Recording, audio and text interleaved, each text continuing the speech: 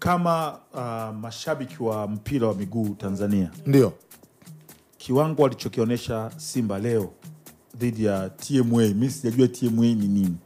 Ni Tanzania Marketing Association. Usiongeze vitu. Mimi nilikuwa najua Tanzania Music Awards, sababu ni wasanii wamekusanyana wale all winners. Timu ya Arusha. Timu ya jeshi ya Monduli kule. Ya Arusha. Haya chezea, haya unachezea jeshi kutoka Monduli. Haya nakusikiliza hapa. Kama ni wanajeshi, kama ni nini, kiwango kilichoonyeshwa na Simba walikuwa na haki 100% ya kukimbia. Ani kuweka mipira, so mipira huku viatu kuchochola hiyo game ya kwenye dabi ya Kariakoo ya juzi, kwa sababu calm down Edo. Kwa sababu kwanza nimeshuhudia kwa mara ya kwanza ubovu uliopo kwa washambuliaji wa Simba Sports Club. Ubovu.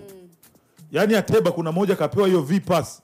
Sio yeye na kipa, yeye na goli. Yeye na familia yake yote wanatazama goli. Yeye alafu alichokifanya yeye kaurudisha mpira kule alipopewa V, kaurudisha huko kwenye V. No, maana ya V inatokea kwenye mpira. Ikala ukweli.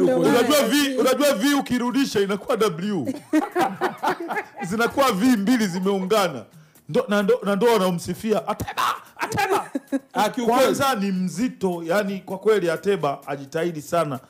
Makocha wa viungo, makocha wanawatrain wachezaji wa Simba.